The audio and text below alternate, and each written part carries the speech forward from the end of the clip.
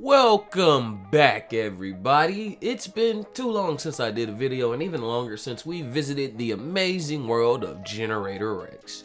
In this crazy world full of maniacal geniuses like Van Cleist and all the horror that spawned from the nanite event, it's a rocky time for humanity, and an even rockier life for our beloved Rex. Not only does Rex have to deal with being a living weapon, he also has the weight of changing the world and living up to the expectations of his superiors, and very few other people could understand, much less relate to Rex's life. That was until Rex met Circe. First debuting in the season 1 episode Beyond the Sea, Circe first comes off as just another random that Rex interacted with on the beach. And it's only after a brief scuffle of sorts that the two actually identify each other and start to become friends.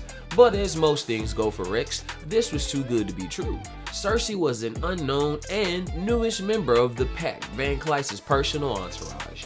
Circe was in Cabo Luna as a part of her initiation to the pack. She was to tame a massive sea-dwelling Evo, and her interactions with Rex led to the pack questioning her loyalty. This becomes the center plot point of the episode, both Circe and Rex being sent to Cabo Luna on missions by their respective factions, on and off just being teenagers and seeking distractions outside of, actually doing their responsibilities. But this all ends when Rex finds Circe trying to summon said giant Evo, and it's already known Circe is an Evo, but a unique one. She's able to transform her face into this absolutely Ridley Scott level of monster mouth horror, and with this protrusion, Circe can manipulate sound and various frequencies. Though she is able to almost lull other Evos into a trance-like state and control them, just segueing for a second, Circe's powers are even more detailed than that. She can create concussive sound waves, the siren-like sound I just mentioned, and in one episode shows that she can make frequencies so specific that they can shred a person's clothing, specifically a driver's pants. But back to the overview. The giant Evo at first appears to be too much, but later in the episode, Circe ends up breaking her promise and missing her date with Rex to take another shot at it.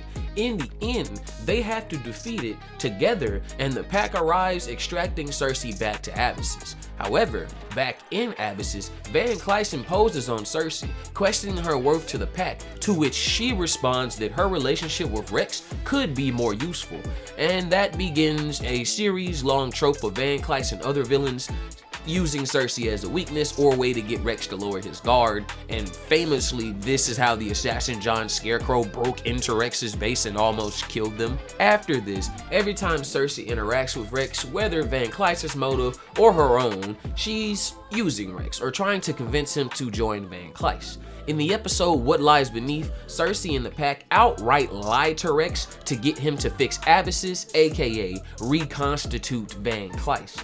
And only in the season 2 episode Alliance does their relationship change. When the pack tried to join forces with the Evos in the bug jar, Rex and Providence have to intervene. Here, Rex is discovered by the pack, and again, despite trying to get both of them out of harm's way, Circe knocks Rex out and hand delivers him to Van Cleist. It's only when Circe realizes Van Cleist has no good intentions for Rex, shocker, does she finally start to distance herself from him and the pack's influence.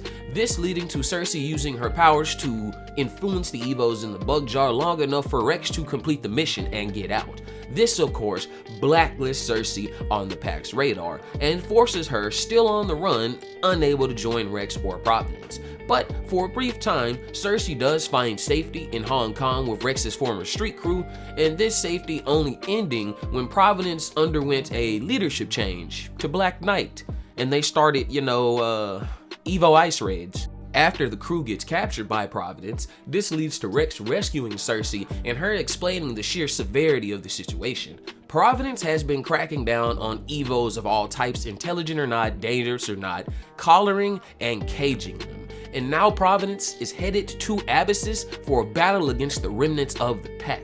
And despite a valiant struggle, they lose, with the castle literally getting ripped out of the foundation of Abyssus. Circe, Rex, and Beowulf are some of the only Evos left standing, and capture at this point is unavoidable. Here, Circe actually shows her true feelings for Rex and kisses him before Rex falls off the castle just in time to see her collared and subdued by the Black Pawns. Later on, we see her inhumanely caged and muzzled, and only in the final episode of the series do we actually see or hear from Circe again, and that's after Rex cures the world. He finds his former friends and Circe, who comments that she's now normal and that Rex had put himself out of a job.